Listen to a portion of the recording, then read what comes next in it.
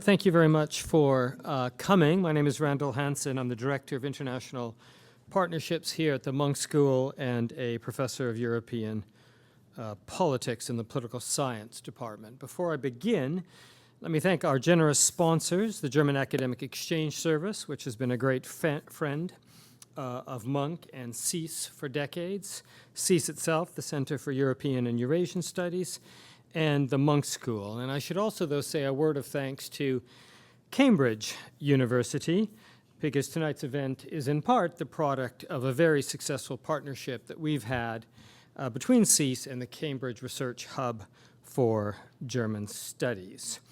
Now, let me say something about format before I introduce our speaker. He will talk for about 40 minutes, and then we'll have plenty of time for Q&A. We'll use cue cards, so we'll pass them out. Please jot down your questions legibly, and then we'll collect them and be sure to ask them. And then after that, we'll have a reception next door. Right, on to the main event. Our speaker, Markus Böick, is a historian specializing in modern Germany and Europe, with a keen interest in topics at the intersection of political, economic, cultural, and social history. His research focuses on the histories of the GDR, of the German Democratic Republic, and post-socialism in Central Europe since the 1990s, with a particular emphasis on privatization, neoliberalism, and nationalism. He also works in the history of security, policing, and statehood since the late 19th century, so quite a range. Unlike most of the commentariat, Professor Böick has invented a wonderful word for such people, but I'll let him use it. It's not a four-letter one. It's a very, very informative word. Unlike most of the commentariat on East Germany, he is actually of East Germany. He was born and raised there, but then went west for his studies, completing his PhD in history at Bochum University, which has long had a strong history department. He then held positions at Bochum itself, at University College London, at the German Historical Institute in London, and at the University of Jena, back in East Germany. He was the JFK, the John Fitzgerald Kennedy Memorial Fellow at Harvard, before taking up his current position as assistant professor at the University of Cambridge. And tonight, he's going to speak with us on a topic and a question which a short 20 years ago would have seemed unimaginable to me. But here we are. The far right at the gates of power, ? Germany 35 years after unification. Professor Böick, the floor is yours.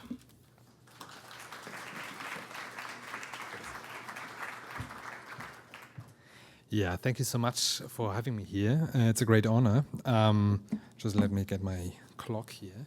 Thank you so much for giving me the opportunity to talk about the topic. We had some conversation how we phrase it. I think I proposed a more boring German title, but then I was like a bit upscaled, and the turnout is great, so I'm very thankful about this.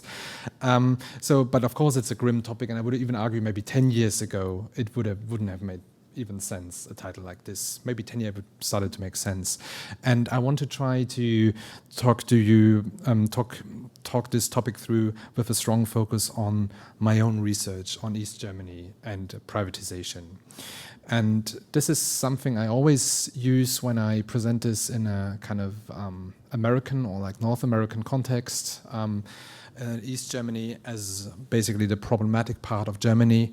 And you know, one of the most striking features, and we already talked about this, is that maybe 10 years ago you would tell the story easily as a happy end, like German reunification, a re-emerging nation state after 2 world wars, Nazi dictatorship, the Holocaust, partition, the Cold War, and then finally in 1990, happily ever after, like a happy ending to the German drama of the 20th century. This was for very long the story we were telling, and also like in the international perception, like the German reunification might be one of the last happy ends in the Western world after 1990. But of course, you might have always already seen these kind of election results. So some colleagues call it like a zombie GDR. You see the election results of the last federal election in 2020, like 6 months ago, I guess. Yeah, 6 months ago. And you can clearly see like a deep blue East, former East. The dark blue is the CSU, like a conservative Bavarian regional party. The black are the conservatives. And you can see some blue spots in the West as well. But clearly this rise of right-wing populist parties, especially in the East, not just in the East, but especially in the East, raises a lot of concerns and the question whether right-wing populism or a right-wing populist party is at the gates of power. By the way, this map already gives you a bit more detailed analysis. It's the last European election for the European Parliament, but you clearly see the same patterns, but you can also see it's a bit more mixed, but still a strong, like the stronghold of the AfD, the Alternative für Deutschland, is still in the East. And it would, like the numbers are getting even more dramatic if you look at state elections, federal state elections, like the last recent one in Saxony, Thuringia, and Brandenburg, where the AfD came in as the strongest party, which makes it very difficult in the German system to form a coalition, because usually, traditionally, the strongest party is in charge to form the government, like the prime minister would be coming from the strongest party. Apparently there's a firewall in place which prevents the AfD from taking power on the state level until now. We don't know whether this will continue or not, but it gets more and more difficult. And for the two next federal state elections in Saxony-Anhalt and in Mecklenburg-Vorpommern, the AfD is currently at 40% of the share of the vote, so it gets more and more difficult to not to keep the firewall against the right-wing populists going in a German context. So these election results caused a lot of attention nationally, but also internationally. You can see this here from the last, like this is roughly 1 year ago, especially international media like The Guardian, The Economist, we're focusing also on Björn Höcke. You can see him here. He's the party leader of the AfD in Thuringia, and he's an exponent of the more extreme radical extremist wing of the party. And he managed to basically move the party from a West German professors' party, as it was founded in 2013, a Euro-critical party, into a much more right-wing anti-immigrant party focused on the East. And so he's one of the leading figures of the party. And of course, all of these developments have been registered already also internationally. So from Why the Germans Do It Better in 2020, we are now back to Kaputt, the end of the German miracle. So basically there's like a flip also in the international attention, like the success story of German reunification of the European powerhouse, economic, political, cultural, is getting under huge pressure. And this is also like the backdrop, what I will be talking about today. So what I'm going to do from Doing Better to Kaputt was the introduction. And of course, because I guess many of you are like self-declared social scientists, I wanted to introduce you to some ways to talk about East Germans at the moment. I think this is very helpful to understand the public discourse. I want to give you some broader observations on how Germans discuss reunification and how they try to measure the success or failures of reunification. It's very interesting. And of course, I want to give you a deep dive into my own research on the history of privatization in East Germany. And I would argue that these socio-economic shocks have a long-term effect on the cultural and political level, we can see clearly today. And this basically brings back the topic to a broader scheme, to the broader question of the rise of right-wing extremism or right-wing populism in East Germany. And in the end, if I still have time, I can like basically put you asleep with some notions about how historians could deal with this, but maybe I will skip this. So let's start with, I call it here Sozialfiguren, like social figures. It's like basically like some more like Max Weber kind of typology, how people tend to talk about East Germany and East Germans. I think this is very helpful at the beginning. These books created a lot of discussions recently in the German debate, especially when it comes to East-West and the state of reunification. Dirk Oschmann, Steffen Mau, and Ilko Sascha Kowalczuk, they are almost all from the same, they're all born in 1961, and they're all East Germans. But they have developed very different views on how to describe East Germans and East Germany. And I think this links up to three major ways of looking at the East and the Easterners. And they still prevail today, but they developed already in the early 1990s. So the first way of looking at East Germans is they're perpetrators. They have been part of the communist regime. They might have worked for the Stasi. And like especially in the early 1990s, there was a huge, basically public discussion about the legacy of the East German secret police, spying on other citizens. And so this would be one variation of seeing East Germans as basically people crippled by communist experience and not being able to live a liberal, basically like to live up to the liberal freedoms after reunification. This would be one element of the perpetrator narrative, but there is a second element to it, and this would be the neo-Nazi. So this is also something that emerged very early in the early 1990s. These are pictures from massive anti-immigrant violence in Rostock-Lichtenhagen. Like it was a really shocking moment for reunified Germany. Like several days, right-wing neo-Nazi groups attacked. Basically, you can see these buildings in the back. There are like immigrants from Vietnam were housed there mainly, but also from Mozambique. And this like right-wing mob was attacking and even like burning down parts of the house. And it was seen as a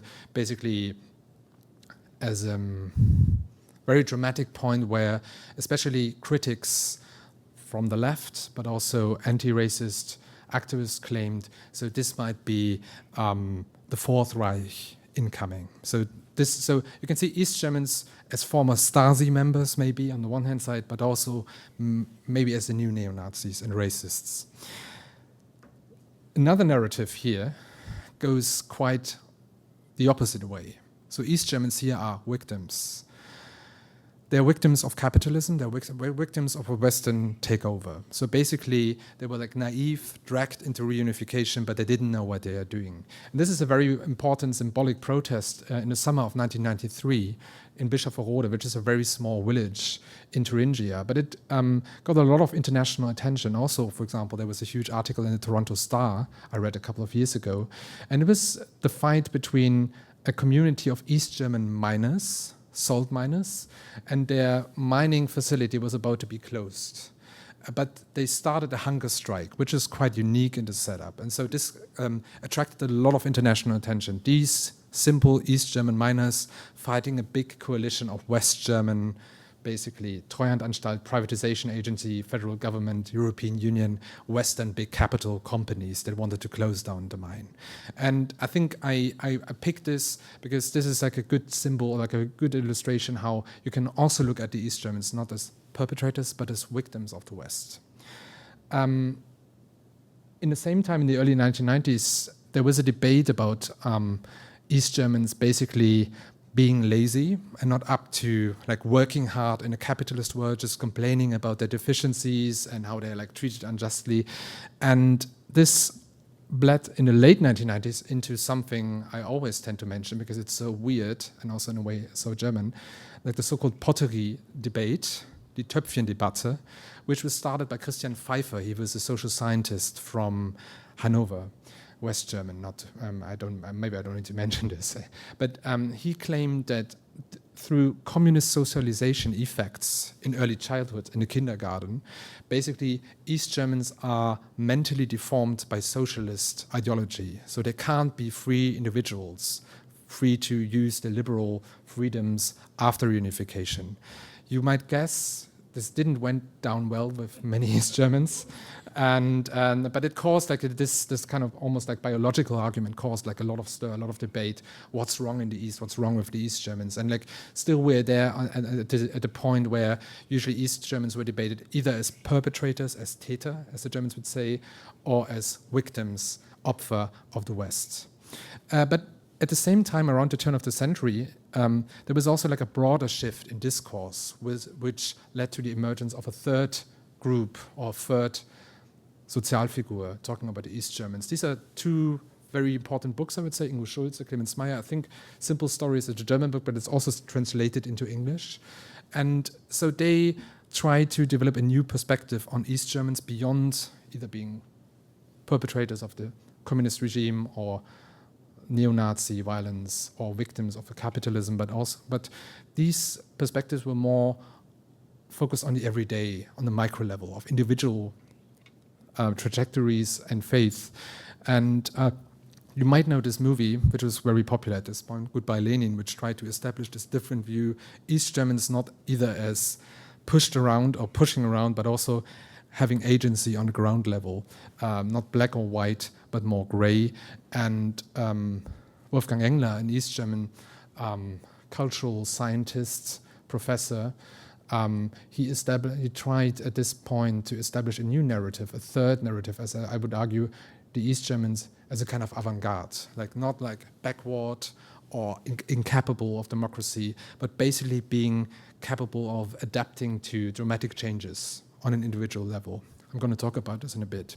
So in the last couple of years, we came back to these three major motives in this regard. And this is a discussion I was very happy that I didn't need to join it, because I think these people are very aggressive, very German, it's a very harsh debate at the moment, especially between Dirk Oschmann, who's one of the leading exponents of a victim narrative, seeing East Germans as victim of a Western takeover, and Ilko Kowalczuk, who's very highly critical, seeing East Germans more as backwards looking, not perpetrators, but not as the good guys, as the bad guys. So to sum it up at this point, I think these ways of talking about East Germans, and I would call all these people East planers, because like they have a very important role in the German public to explain the East to the broader West German majority, because like the media still is very West-centered and West-focused. So, and I think it helps to distinguish these different types to understand what's going on. So either you can describe the East Germans as victims of a Western takeover, especially the dominance of Western capitalism. We're going to talk about this in a moment when I'm talking about privatization. As perpetrators of a nationalist, racist authoritarian violence, or even communist dictatorship. So the legacies of Nazism, neo-Nazism, and the GDR are important here. Or the third theme, you can try to more or less describe them as unsung heroes of a permanent local change management on the ground. So East Germans are very used to very massive changes or disruptions in their environment. So, and as I said, East planning, and I'm also part of this field, to be honest. I'm also East planning East Germany to you at the moment. So I think it has become a major public field because there is this huge confusion. Why is the AfD so strong, and why is reunification not getting done 35 years after? So the split between East and West at the moment seems even more severe than maybe 20 or 30 years ago. So let me have a look. Yeah. So let me move up to a broader, like this is more like, it's about narratives, but this is more like about how Germans measure or discuss the state of inner reunification, innere Einheit, which is a kind of a German fetish and obsession. And usually it happens at the 3rd of October, not just because it's my birthday, it is, but also because this is reunification day. And so usually people would start doing this, looking at maps and starting to compare the East and the West. This is a political map, alluding back to what we talked about earlier, the strength of the AfD, but also the strength of the left party, the former communist party in the East. And these two parties are basically competing, being the regional party of the East. And basically the AfD took over many strongholds of the Linke, the left party. But of course, these maps are very common now. You look at the results. This is election results in 2019. You can also clearly see it's not like an even picture. So there are variations if you look at the local or regional level. But you can play this game endlessly. Measuring reunification. By the way, this is the most recent polling data I can show to you. I think I just extracted it this morning, also alluding to like incoming elections, and you can see how complicated the next years will be politically on a state level, but also, I guess, on a federal level soon. So on a political way, from a political perspective, from a party political perspective, we are talking a lot about the AfD and why the AfD is so successful with East German voters. But of course, you can extend this debate to many other areas. One might be socioeconomic inequalities. So this is a very interesting, so this is like the reverse blue map of this map. And it's showing you how many East Germans own shares and stocks.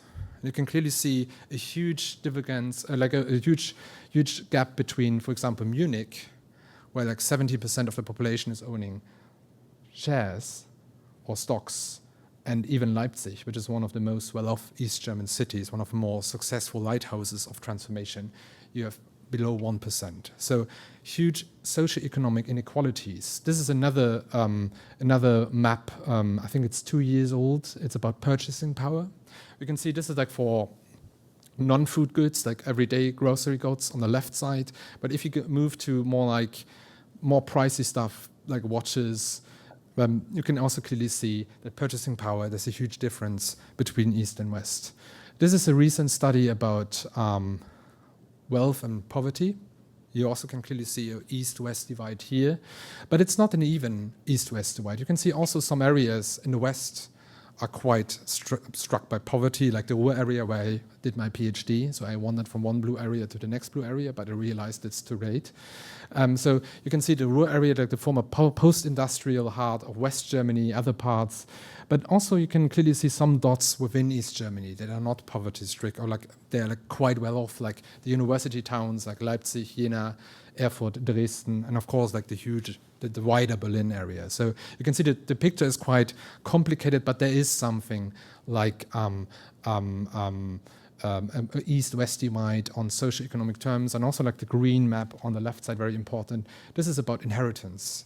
Right, and you can see like a huge gap in inheritance taxes between especially the richer southern states and the north, and especially the northeast.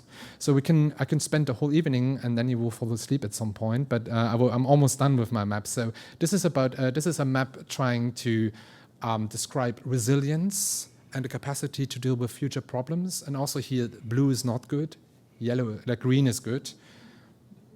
Yellow is in between, right? So, but clearly you can also see the zombie GDR happening here. Other maps deal with questions of the loss of population, which is quite dramatic in the East as well. So roughly 3 million East Germans left the East German states to the West, and roughly 1 million West Germans came back to the East. I'm one of the 3 millions apparently, so this is also like a huge demographic problem. On the other hand side, you can find maps with more success stories like this. This is about microchip in Saxony.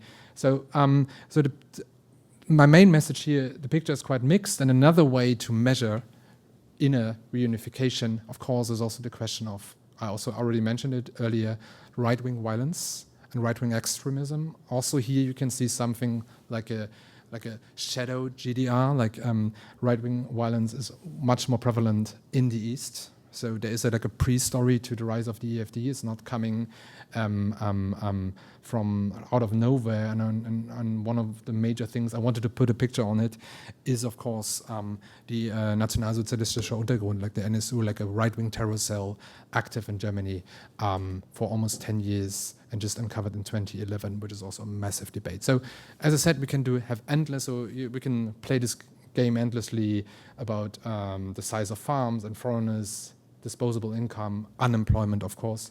So there is still a massive East-West gap, and this is discussed and measured and debated always on the 3rd of October, which makes me quite annoyed because it's not really helping with my birthday plans, but this is like almost like a fetish of the inner German debate. What is German, and how do the East Germans fit in, and do they need to fit in? And one very interesting newer trend, and this is what I picked from Amazon last year, is we see a growing sentiment among the younger generations of East Germans identifying as East German, which is something that many people expected to not happen. So basically, maybe 10 or 15 years ago, the expectation was with younger people that they don't have a lived experience in the GDR or the post-GDR, they would just identify as German. not at East German. But what we can clearly see in the last couple of years, there is a rising sentiment with younger people born after 2000, so even younger than you slightly, that now identify as East German. If you look at these stickers, they tell you it's a very weird symbolic mix, as you can see. So they combine quite right-wing motives with socialist symbolism, right? So it's about being manly, being authentic, being strong. Heimat is a very important word. Like, it's really like being more authentic than the weak Westerners here. And you can clearly see this reflected in the recent election results as well, where you can see where the AfD came in strongest, which was quite shocking because many people were expecting the Green Party is usually the party where the youngest vote. So these are the voter groups 18 to 29 years. And you can see they even in Thuringia and in Saxony, the AfD was by far the strongest party. And this was quite of a massive shock.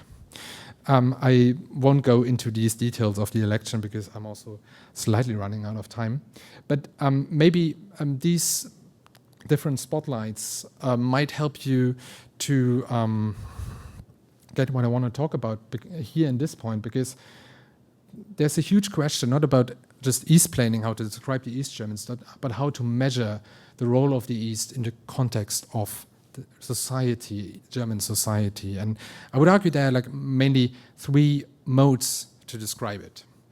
One storyline is to see it as a modernization. So the East needs to be modernized and adapted to the West. So the West is the role model, the West is the standard, and we measure the distance between what's achieved in the East and how do they get there, like unemployment rates, inheritance taxes, disposable income and stuff like this. So it's a story of modernization, but at the moment, I think it's would be mixed. We would discuss a partial or almost not a failed modernization, but it's not apparently it's not an easy way, even after 35 years. A second storyline here on a discourse level would be, and also alludes to things I talked earlier, a story about resilience on the ground. So the first perspective would be very macro, like the maps I showed to you earlier. But also there's a perspective that tries to go very micro and look into individual East Germans to understand how is he, she, or how are they doing? How do they manage these transformations, these shocks? But a third strain I would also mention here, a more critical deconstruction, which is more openly engaged with questions of racism, nationalism, or neo-nationalism in the East.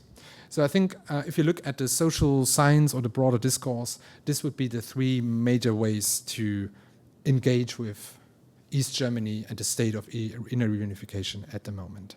Okay, this might be a bit too, it was quite theoretical, but now I'm coming to my example with more hopefully nice images. So I did I worked.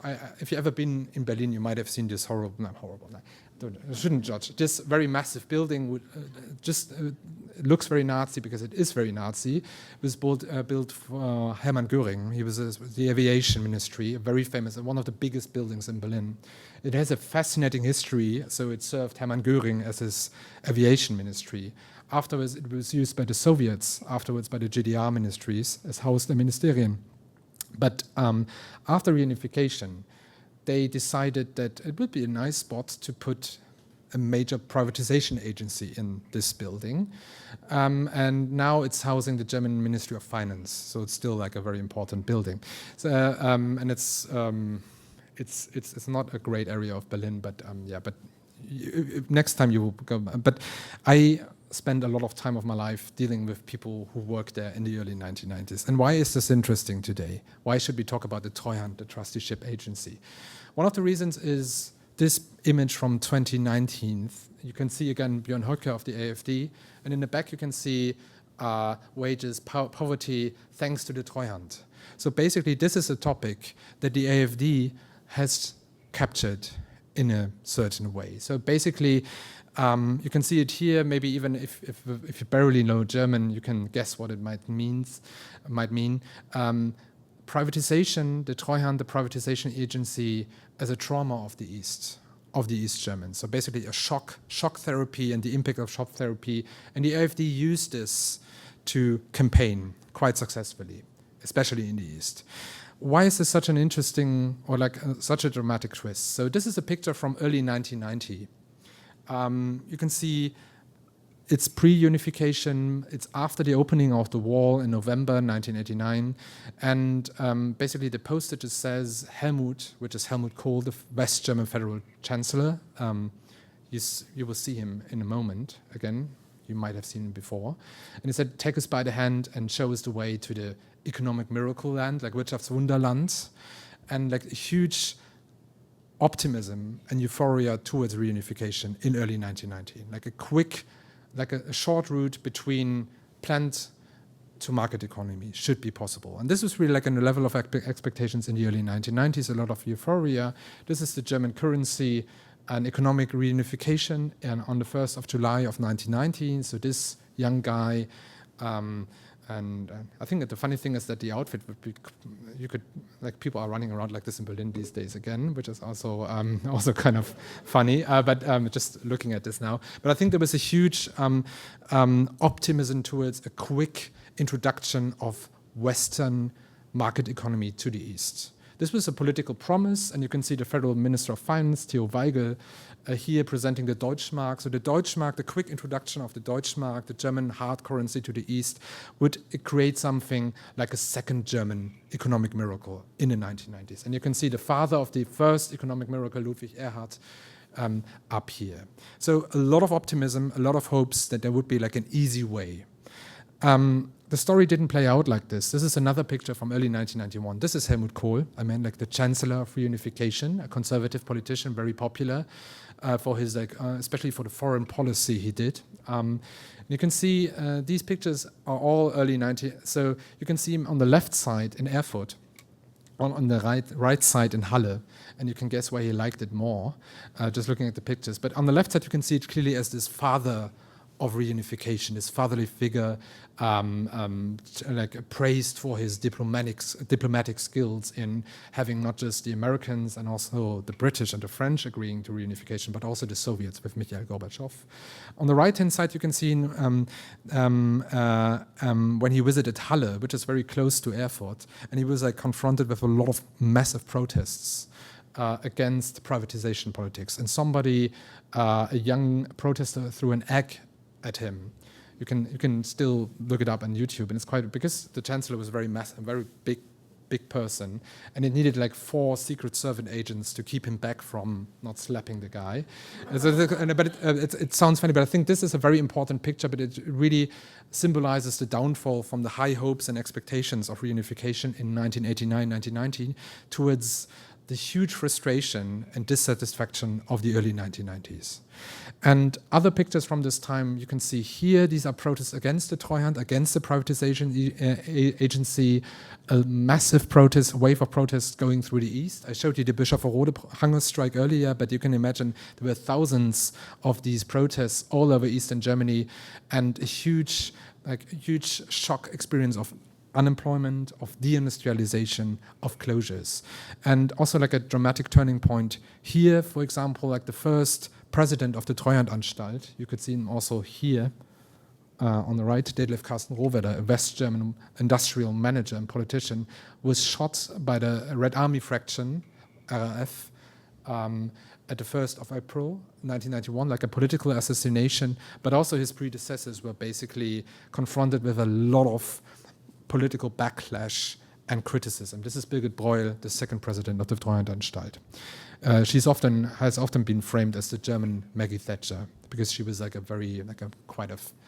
framed herself as well as a neoliberal politician. And she's still alive. I had an interview with her, and she just published her memoir, so it would be very interesting to look at this. So East German, the privatization of East Germany was a bit unique also if you compare it to Central Eastern Europe. We might talk about this later in a bit. You can see roughly 2/3 of the East. So basically what the Treuhand got in 1990 were like 8,500 companies, formerly state-owned, with roughly 4 million employees. So this is quite big, very, very big. So they branded themselves as the biggest holding company in the world at this point. Roughly 2/3 of these companies were privatized, sold to private investors, and 1/3 was closed down. This sounds okay-ish. But of course, if you zoom into the picture, it gets more complicated. So a big question until today is who bought the stuff in the East? And you can clearly see here it was a very inner German thing. It was not very international, which is kind of surprising if we are realizing we're in the early 1990s. It's the dawn of globalization, but it was a very German thing. I think most international investors from the US, from Canada, they moved further east to Poland, to Central Eastern Europe. But the German case was too complicated for them. So not only because they needed to learn German, and the German did it in a very German way, but also it has often been described as just an extension of the so-called Deutschland AG, like this very close network of German companies basically controlling an additional market at their door. So and you can see that 80% of the East German companies have been taken over by West German companies or West German investors, which is still creating a huge basically inequality until today. For example, not one of the 500 top German companies are headquartered in East Germany, just to give you an example. And it was a very just 5% of East Germans could take over their own company because they lack a lack of capital, so you can't just like buy your own steelwork easily when you don't have money, of course. But you can even see who are the international foreign investors. Switzerland, Austria, the Netherlands, so there's a huge cultural proximity to how Germans do things. So it was a kind of so this East-West divide also created a lot of criticism. But one especially important point here is the speed of privatization. And Philipp Thaer, my colleague from Vienna University, so he often put the East German case is often seen as a special case. But what is really special is the speed and, let's say, the totality of shock therapy in East Germany, which is often a bit overlooked. Because usually when we talk about shock therapy, we talk about Balcerowicz and Poland. But the true fulfilled shock therapy happened in East Germany. And this is why I showed you this graph, not to look just sciencey, but it's just like a very easy message. Because you can see here, like the blue column, these are the Treuhand factories, like the companies owned by the Treuhand, 8,500. And if you look at the column in 1993, there are just 1,500 left. So within 2 years, 80% of these 8,500 companies with 4 million employees were privatized, which is a crazy speed. This is like absolutely massive. And with this came not just like the closure of very traditional factories, and socialist factories have a different social role in a socialist society, we can talk about this earlier. So the impact on the local level was even harder. One massive impact was unemployment. And you can clearly see the numbers of unemployment, female and male, was massive in Eastern Germany. And you come from a society with literally no unemployment, because it was not possible in socialism, also an interesting debate, to unemployment rates of 20, and in some regions up to 30 and 40%. And this was a massive shock, and it had a long-lasting effect. You can see even after the 2000s, unemployment was a massive problem in the East, a long-term problem. And the legacy of these socio-economic shocks we are dealing with today, I would say. And this is something I always show. These are cartoons from the early 1990s about the Treuhand. You see this massive fortress. The people are like struggling and trying to discuss and trying to move it, but it's immovable. It's because it's so keen to privatize as quickly as possible. Other cartoons from the early 1990s, basically people falling through. So Treuhand is all about the hand. This is one of my favorite cartoons about political inquiries in the late 1990s. So basically, the monster already has eaten up all the people, all the businesses. But this is my all-time favorite because it really explains these very different perspectives on privatization, economic transformation in the East. You can see in the back there's like a massive shock event, a lot of destruction. These are like icons of East German economy, like airplanes, Interflug, shipbuilders, Wartburg, a very famous East German car producer, Pentacon was a camera producer from Dresden, all crashed, all exploded. And in front of this, two guys, supposedly West German managers, just looking at the scenario and saying, oh, but it's happening with market know-how. This is market economy, right? So this is how it is, right? You wanted it, you get it now. So, and I think this really showcases the very different ways on looking at economic transformation.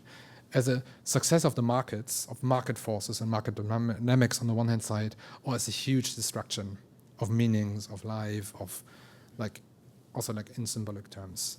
And I didn't want to end too grim. Let me have a look at my, I'm almost done. I think I will skip some parts. So usually, I think we could also now zoom in onto the individual level and see how people fared after 1990, which very different. You can see this guy was retired early, so for him, okay, so he doesn't look like the most happy retiree in the world, but I think he's still like an East German, right? So he's expected to be grumpy.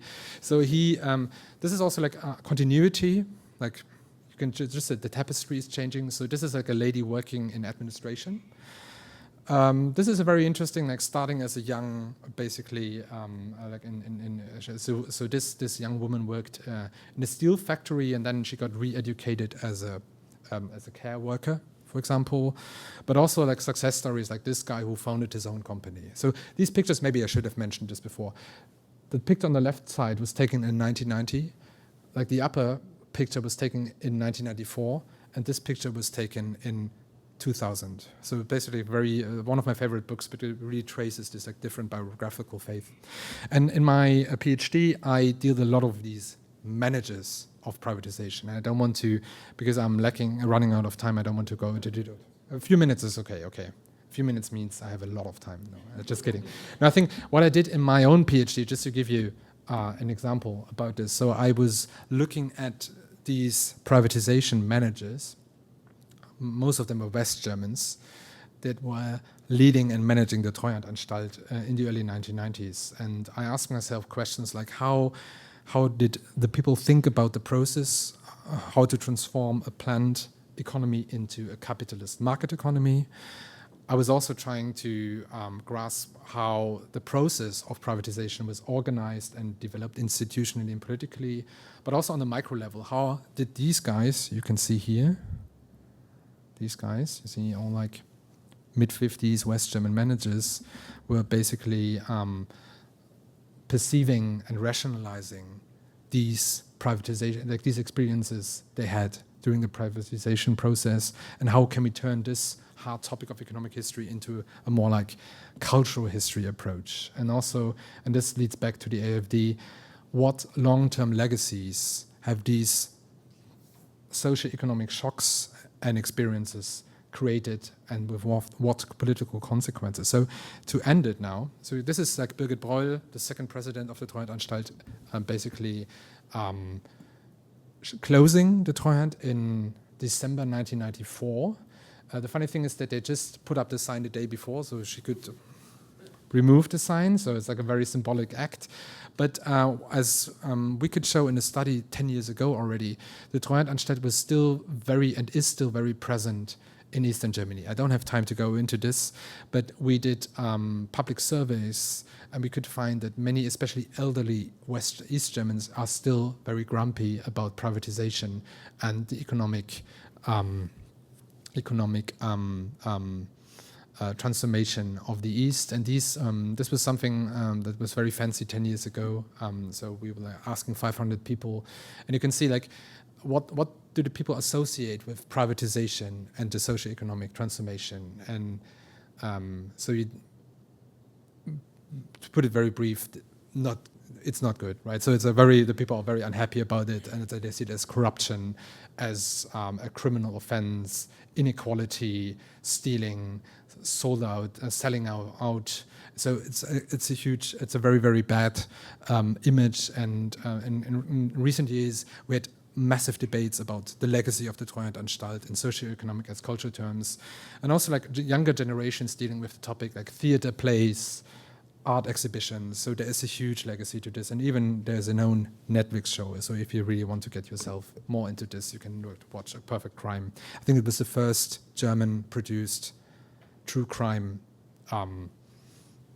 Netflix show. And these are the books I wrote about it, but I shouldn't advertise this. So this is the last part, and I'm kind of drawing to a close. Of course, the big question is, how can we connect the East German case to a broader scenario of Eastern Europe and maybe even beyond? There are a lot of books about this, and of course there's this strong notion how liberalism basically failed, or did it fail in Eastern Europe or not? And how the socio-economic shocks of the early 1990s, privatization, relate to this, but also how long-term legacies of socialism relate to this. I don't want to bore you with these things, because you can also read them in an article we just published today in a special issue on this. So how could we basically start to compare these different experiences of privatization? Of course, one of the most interesting cases might be Korea. The Koreans are very interested in German reunification, and they want to learn about it. But I think all these questions lead me to the conclusion. So we need to reflect on how can we get beyond these endless debates about East and West and who's bad and who's good. Broaden the temporal framework, but also the spatial framework, and get to compare things. And possible comparisons would be, for example, here, the Polish case, also very interesting, a lot of tensions, but also in general terms, the Eastern European experience. How does the East German experience relate to the Eastern European experience? And we can see in all these cases, there's on the one hand side quite staggering economic growth and an explosion of wealth on the one hand side, but also an explosion of inequality and the rise of right-wing populism in the last 10, 15 years. And this connects to broader questions of democracy and decline, and whether the Eastern European, or like a Central Eastern European area, is basically a bit like a lab for this shift. And I always show this map as well, because it also showcases how the German, like this is a purchasing power index in Europe. And you can clearly see like an East-West gap, and not just on the German side, but also on the European side. So this is a joke I'm not going to make now.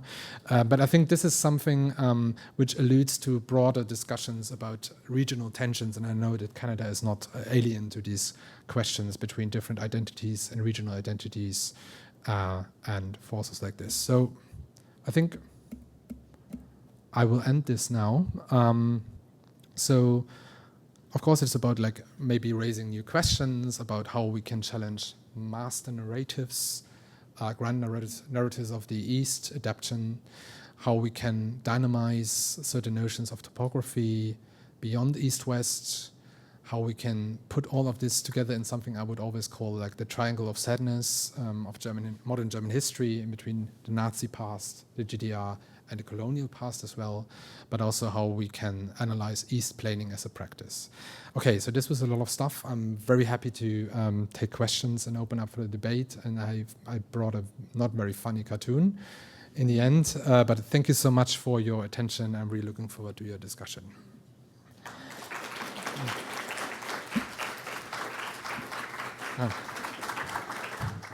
So thanks, Marcus. That was great. I have a bunch of questions here. This looks excellent. I'll just start with one myself to get us going. And my German might just not be good enough. As far as I know, there's no expression in Germany, is the glass half empty or half full? Because the glass in Germany is always, by definition, half empty. Which is to say, only since the 30 Years' War, it's a fairly gloomy and pessimistic political culture. And why I say that is when you look at the numbers, and I have them in my head, not in front of me, I think average income is about 74% in East Germany of what it is in the West. And you look at average income per person, Berlin is now 4,600 euro, I think, converging pretty close, actually, on the richer parts of the country. The lower ones are about 3,500 euro. That, as you said in the end, is an extraordinary rise in 30 years. And now the distribution of wealth in East Germany looks like the difference you see in most countries between London and Northern England or Toronto and the Maritimes. And indeed, what you didn't mention here is that I wonder what you did with the Berlin statistics, because right smack dab in the middle of East Germany, you have what is now an economically dynamic capital. And 20 years ago, it was on its knees. Everyone was laughing about it. The bankrupt capital, the hot sphere capital, welfare capital. Is the failure to convey that message, perhaps by the East planers as much as anyone else, part of the problem here? I mean, I don't want to trivialize people that are suffering, but I mean, this seems like in a sense, an accomplishment that could be recognized. I think you're right. I think this debate is always a bit like moving beyond, between the extremes, which is also a very German thing, right? Either it's everything is great and perfect and on a world-class level, or it's like the end of the days is near, right? And now we are like on the more gloomy side of things. And of course, if you look at the socioeconomic statistics, you have like cities like the university towns, which are doing very well, which, and also if you just look at the socioeconomic data, you can see a lot of progress in a way. But on the other hand side, people, or at least like, again, a growing group of people feel that are like second-class citizens, right? So they look at statistics like who's leading the government, who's getting professorships at universities. Angela Merkel, but she's not in power anymore. I think she also is interesting because she was often seen as the first East. So I think when she was elected, it was often seen as maybe as a crucial step for unification. But when she was in power, she tried to be as non-East German as possible, like for the first 14 years of her chancellorship. And she just talked about her experience being an East German and making a career in West German dominated politics, male politics, 1 year before she resigned, right? So and the odd thing is that Merkel nowadays is kind of a hate figure in East Germany because she is blamed for opening up the borders in 2015.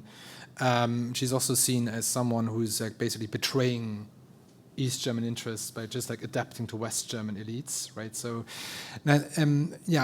we're seeing at the moment a very weird gap between progress on the one hand side, also when you look into the cities and like rebuild cities, new highways, train connections, for example, but maybe trains is a bit difficult these days.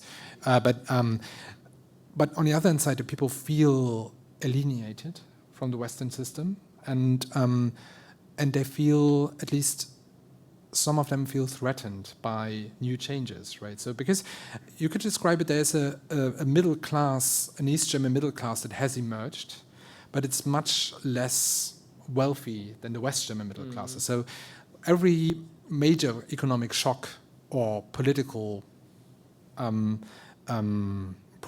situation, and we had a lot of these the last years, right? Starting with the pandemic, the war in Ukraine, and all these things, and then the overall crisis with different kind of aspects of migration all over Europe. And I think this really is an entry port for the AfD to basically talk to the lower, like the middle or the lower middle classes in East Germany, and to make the claim, we are really there for you on the ground level. So because like the federal politicians, they close down the police station, they will shut down the train, they don't care about you, right? So and I think there's a weird imbalance between the felt reality and the reality on the ground. So it's a middle class economically that feels like the lower middle class, and therefore, as the lower middle class always is, frightened of falling.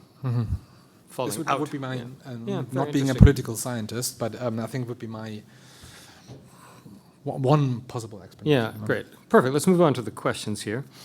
This one's about the firewall that you mentioned. Is it possible that the firewall, keeping the AfD out of government, has only served to further radicalize its supporters, setting them up as victims of a political elite?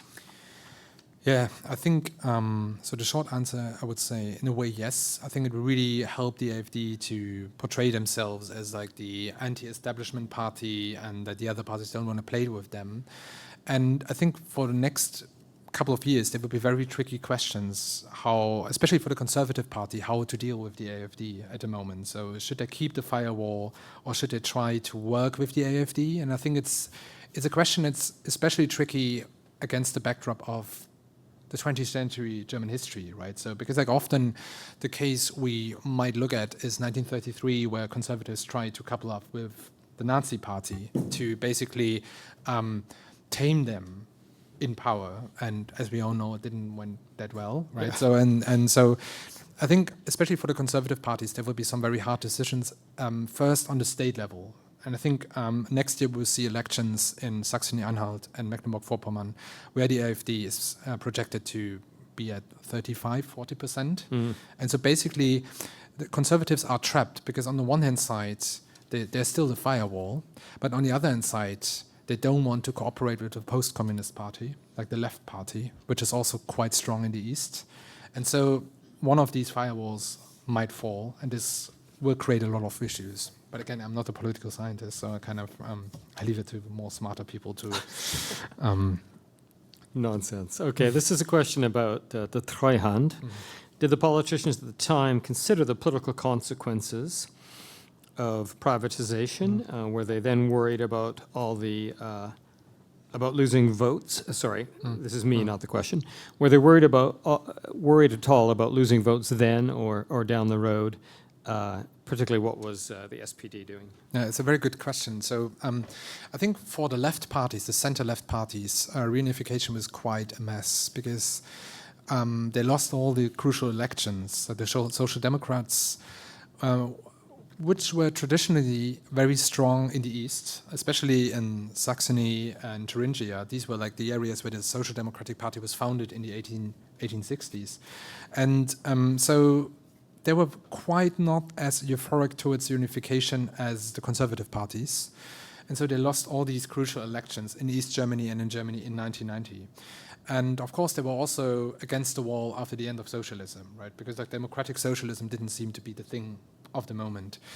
And Lafontaine, he was like, so Lafontaine was the big challenger of Helmut Kohl in 1919. And it was seen as a very crucial election because Helmut Kohl went into the first all-German federal election with this like unification. This is my big project, right? National reunification. And Lafontaine was leading a social democratic green coalition, and it was all about Europeanization, social economic reforms, very green, surprisingly green. But I think it was not the zeitgeist coming from this direction, right? So, and I think for the left parties, it was quite tricky because they criticized privatization very heavily. So also like the labor unions criticized privatization, but they were not in charge at the moment. They were not calling the shots, and politicians did see the massive impact. But in a way, the deal that was arranged in 1990 was, okay, you get the economic model, you get the West German currency, but you need to adapt to the rules. So you can't have your state-owned companies anymore. And all the hardships will be covered by the social security system. But as you might know, like the social security system might cover up some economic losses, but they didn't really take care, like they didn't really take into account like the biographical feeling of being left over. And not worth anymore, like and not being able to participate anymore. And I think this was clearly a gap in the 1990s that the politicians couldn't really address. I have a follow-up on that, but I'm going to link this with a question here, which sounds like it might be a bit of a dig at me. But Professor Hansen taught me that the East Germans got a lot of money. And this is the 2 trillion that was put into East Germany. I guess that the East Germans were robbed like the Russians were in the 1990s, question mark. So I don't know how rhetorical that is, but... loads of money, it's kind of... I think maybe the core of the question is about why...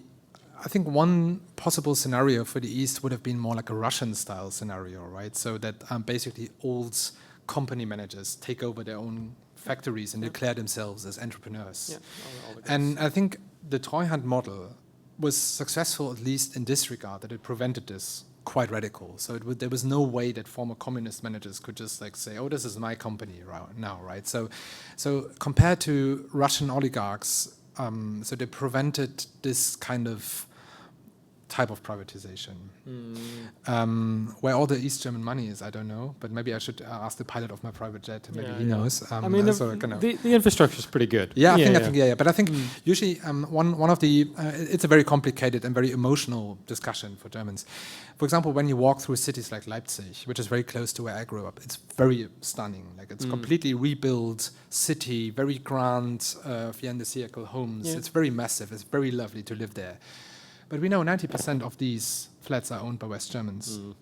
So I think it's a bit like it's a very tricky debate to have, right? Because it's a bit like it's about class and socioeconomic inequalities and Yeah, I mean, I will follow up on that Yeah. with something that you didn't mention, and this is going to sound like a bit like I'm having a go at the Yama Aussies, but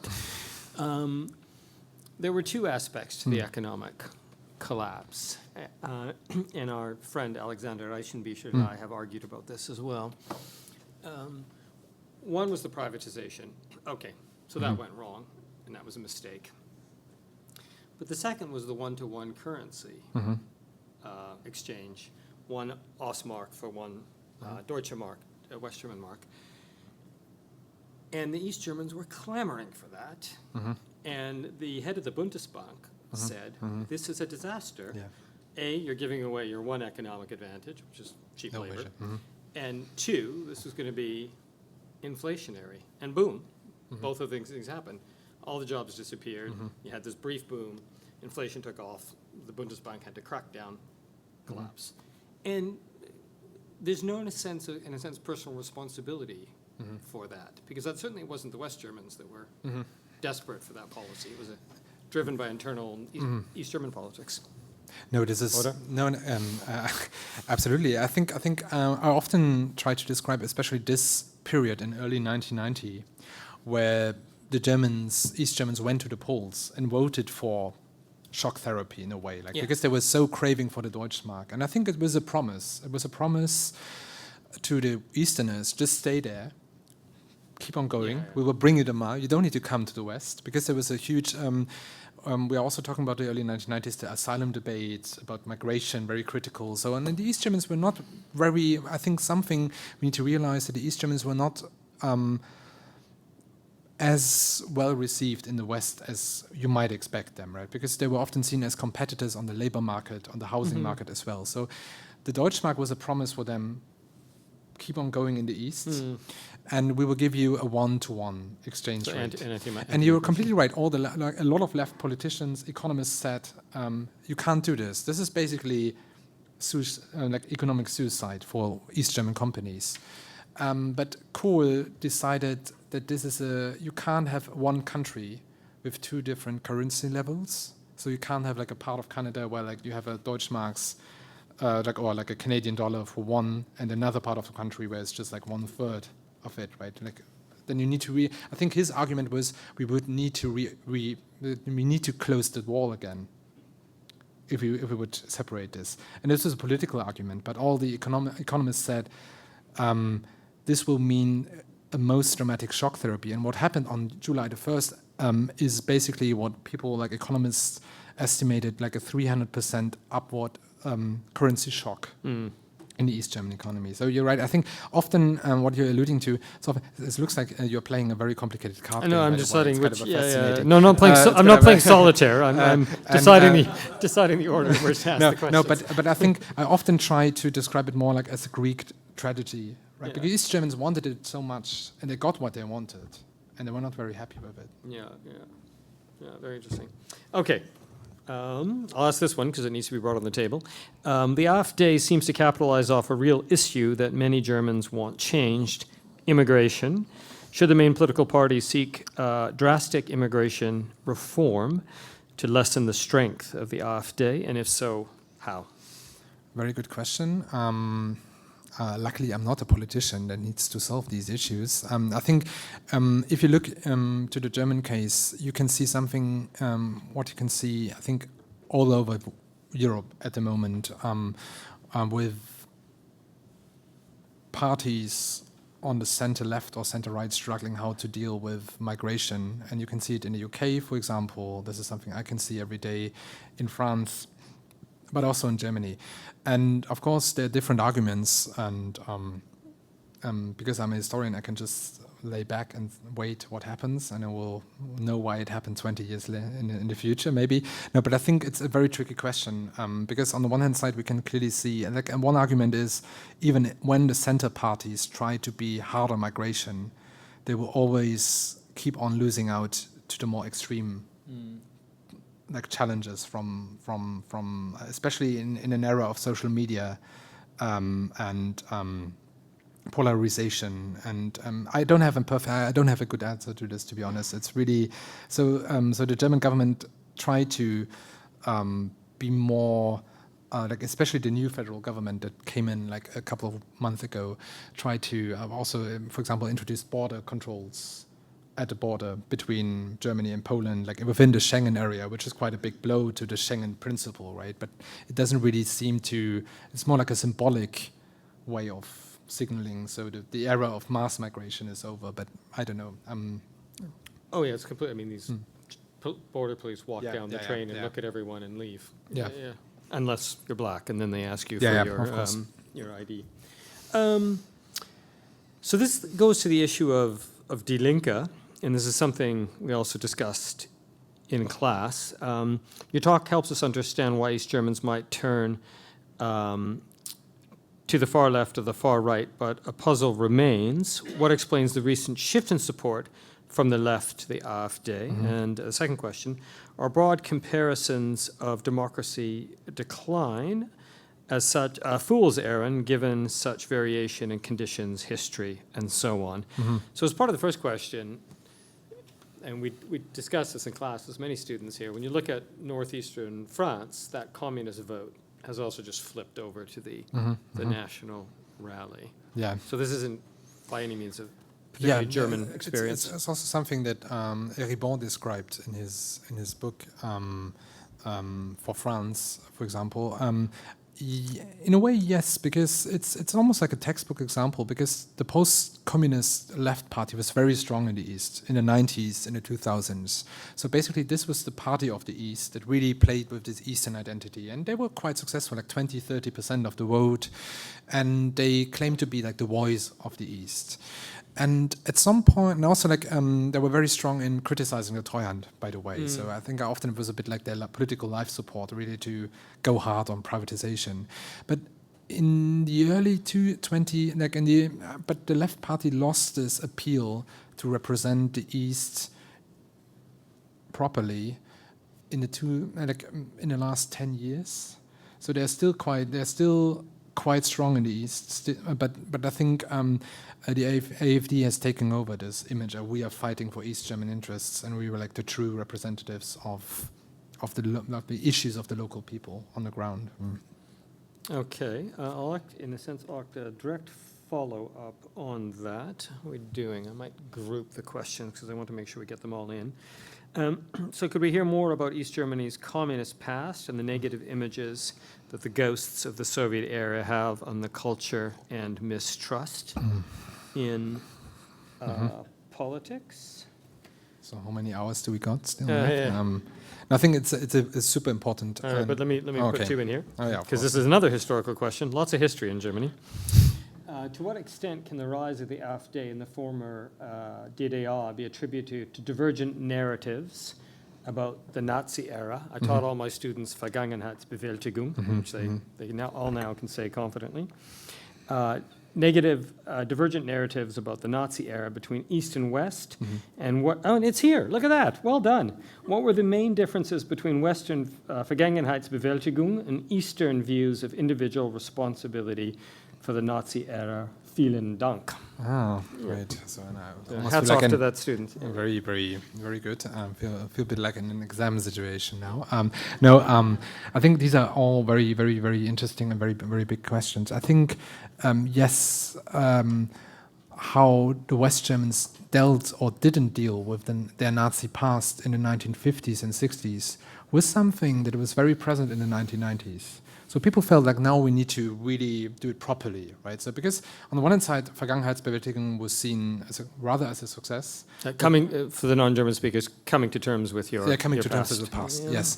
And but denazification was like a complicated project, and basically what the West Germans or many West Germans that went to the East in the 1990s felt, okay, we need to teach the East Germans how democracy works, how market economy works, and we need to teach them and help them.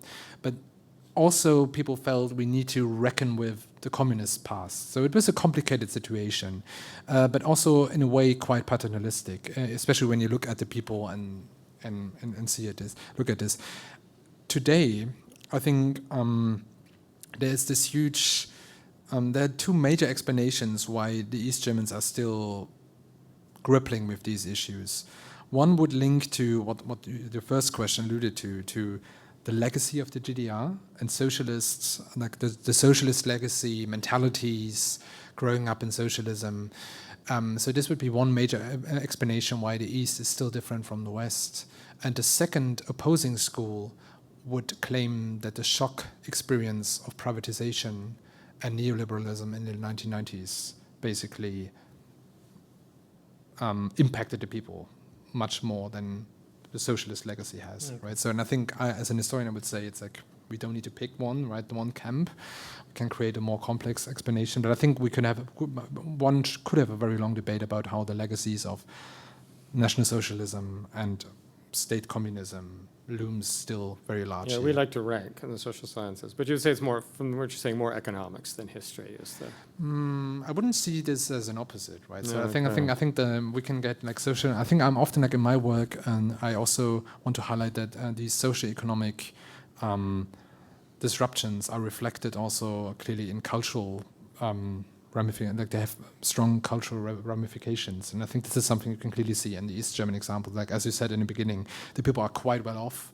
Especially if you compare them to Eastern Europeans. And many Eastern Europeans look at East Germany and say, what do they do? Why do they yammern, right? Why do they complain? Because they have a rich brother that pays for everything, so they don't have to complain. But from an East German, the East Germans don't compare themselves usually with people from Poland or from Czech. They compare themselves with the Westerners. With Düsseldorf, With exactly. Düsseldorf, not with Warsaw. But Warsaw might be nicer today. So Yeah, I'd rather live in Warsaw than Düsseldorf. All right. I'll link these two. To what extent do you think the last election results were a reaction to an elite West German perception of superiority? To what extent is it rather entrenched anti-immigrant racism? To what extent do you...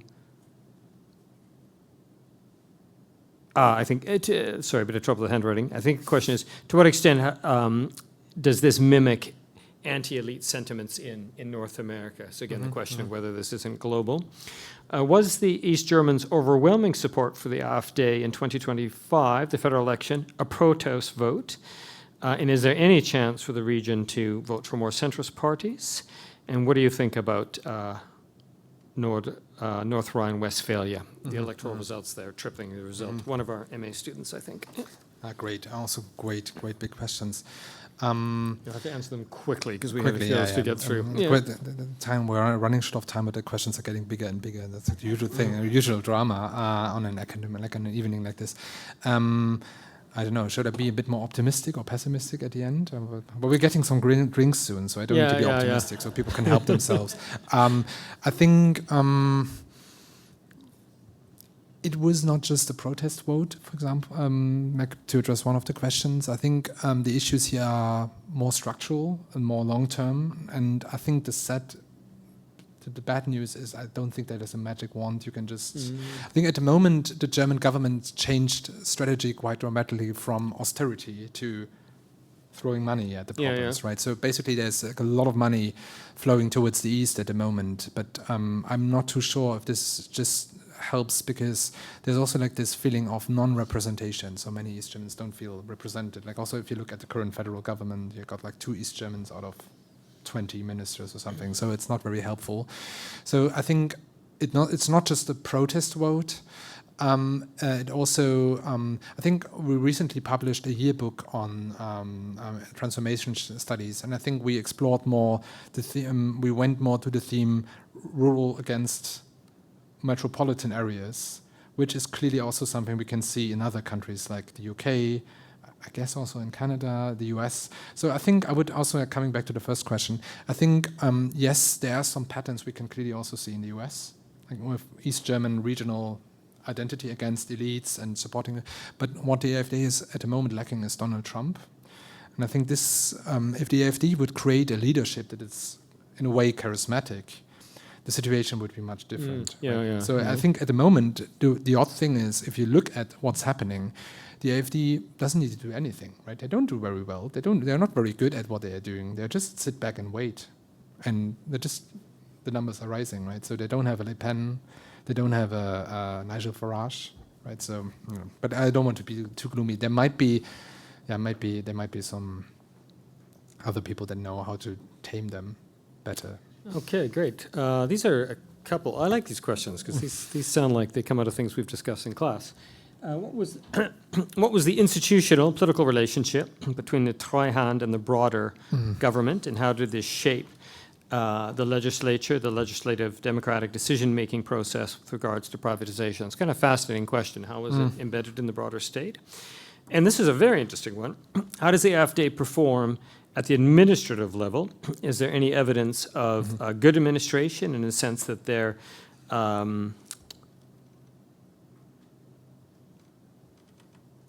that their policies, the politicians, are confirmed at the second electoral cycle, comparisons perhaps with Italy or Belgium here? Very good questions. Interesting You're raising the difficulty level now because they're combining very different questions for me.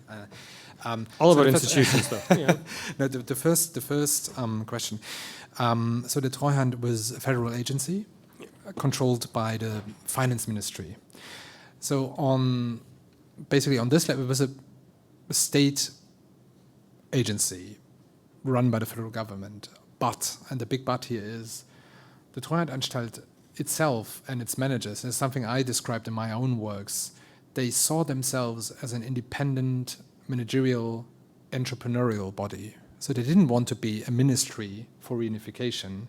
They didn't want to decide like a bureaucracy. They wanted to make decisions like a private company. So this is like a very interesting, and this was also the mindset of the Treuhand. So not being like a bureaucracy, deciding top down very slowly, but really being like creative, active, risky. I think there's a very interesting, a very unique setup. And so like the formal level and like the cultural level are quite different here. Just very briefly, we can also talk about that. And I think the political way of controlling the Treuhandanstalt was very weak.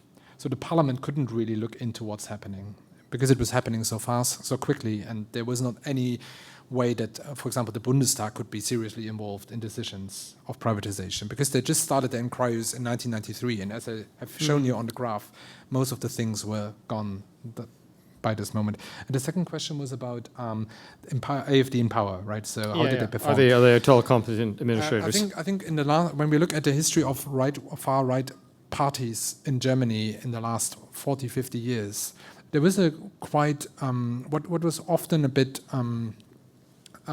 something we could observe was, yes, right-wing parties might make it into parliament and form a party group, but they often fall apart, right? They often mess up in the most dramatic ways. They will be sued. There will be massive issues. And this happened with quite some examples, like the Nationaldemokratische Partei, National Democratic Party, the DVU, Deutsche Volksunion. So there were some examples where the right-wing parties didn't really kept together, right? Once they were in parliament, not even in power. With the AfD, it looks at the moment quite different. I think we don't have any examples. So they didn't. I think they won some local elections for mayors, and they're controlling some local bodies. It's very hard to, I think it's very, because of the firewall, it's very hard to tell at the moment, right? So because, of course, what I know from, basically from people I'm talking to, I think, of course, they try to push for their agenda, right? They're getting woke things out of the program, closing down things they don't like. I think usually what the populist right is doing when they are in power, but we don't have any broader evidence at the moment what might happen if they are able to take over a government on a state level or a bigger city. Okay, we've got about 8 minutes. I think we'll get through the questions. Can you elaborate? This is a bit of clarification. Can you elaborate on why Germany was so resistant to foreign investment during reunification? And is this resistance now problematic or complicated as it tries to work with the rest of the EU? I was reading today about the disaster of a German-French combined fighter jet. And this is an interesting one. Have there actually ever been affirmative action policies considered for East Germans for positions, or the kind of Texas Sciences Po policy where the top 10% of every school has a guaranteed spot at elite universities, though Germany sort of doesn't have them. But Yeah, anyway. it's a great question. The answer is yes. There was a discussion about introducing an Ostquote, but as you might know or might guess, it's very complicated, right? So the next question would be: so in Germany, most political problems are addressed. People like to discuss why it's not working, right? So, and I think for the Ostquote, a major argument was how to define an East German. So, what would be a definition? Should this be a person born at a certain point in a certain regional area, or is it like what about someone who moved to the East in 1992 and lived there for 30 years? What about people born to Western parents in East Germany, either Easterners and Westerners? So you can see a lot of German lawyers would love this, the thing. But I think it was debated, and I think it's something that comes back every year on my birthday. So what to do to get more Easterners represented on the top level. And I don't know. It's very. I think it's not going to happen. You could have the same debate. So same debates with Germans with other backgrounds, right? So there's a debate that tries to basically team up East Germans with migrant communities. Like recently, some sociologists they proposed, okay, the East Germans are kind of a minority, and there are other minorities. Why don't they team up to try to build a coalition for affirmative action or to improve their situation? But as you might guess, this draw a lot of criticism, right? Maybe also like from a more nationalist or even racist perspective. So yes, so there are debates, but I can't see this coming. And as long as one German lawyer is still alive, it's not going to happen easily. And the first question was about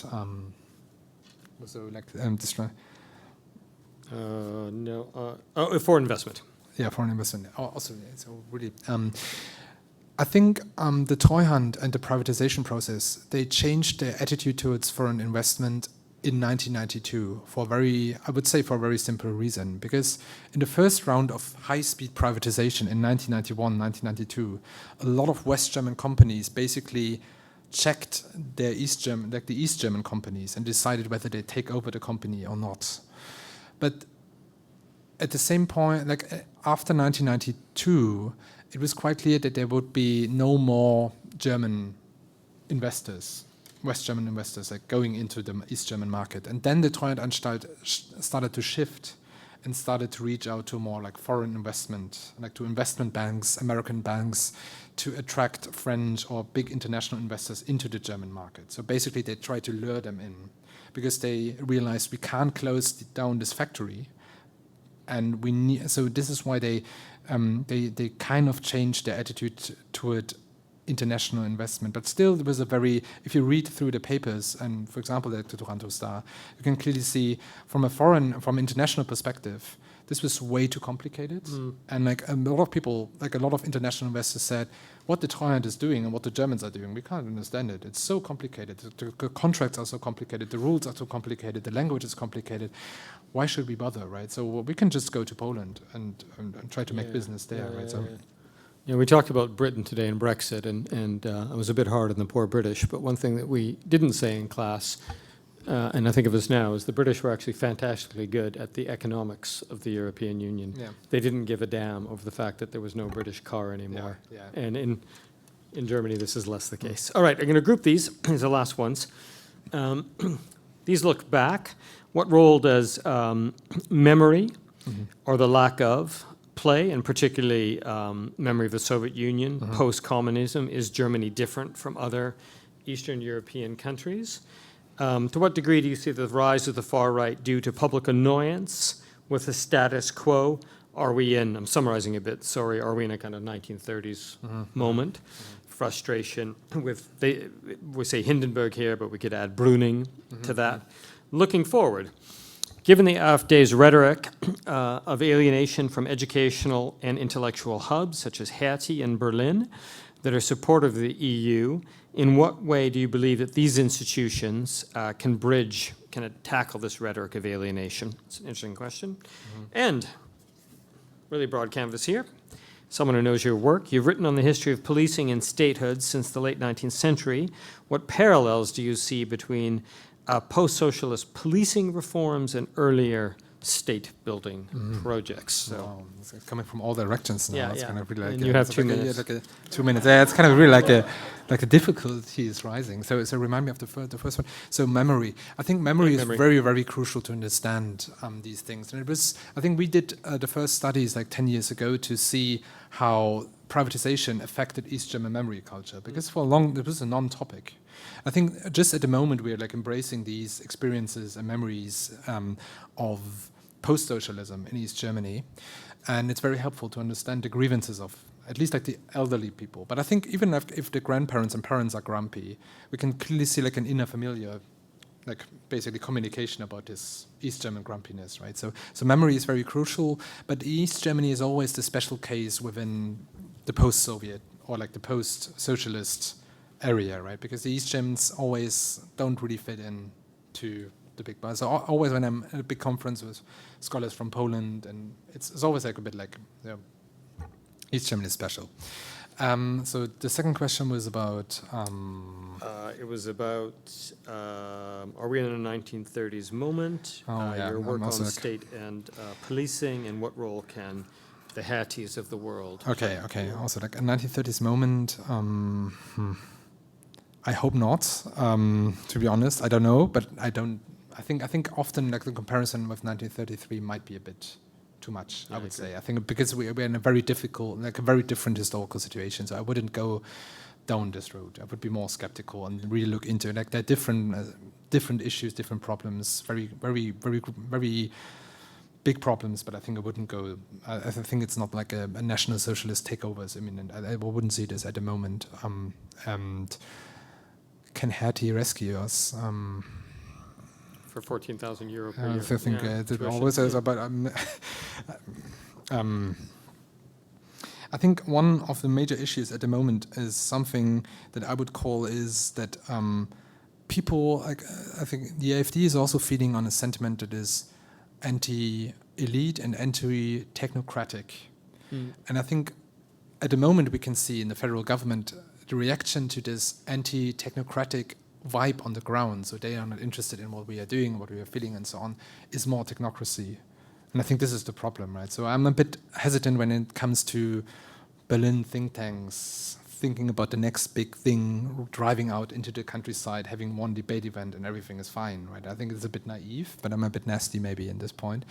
And the security question, which is basically like a cliffhanger to my second topic. What was it again? Your work on policing. Yeah, policing. Yeah. Very interesting. Would be maybe you need to invite me again, and I can talk about policing.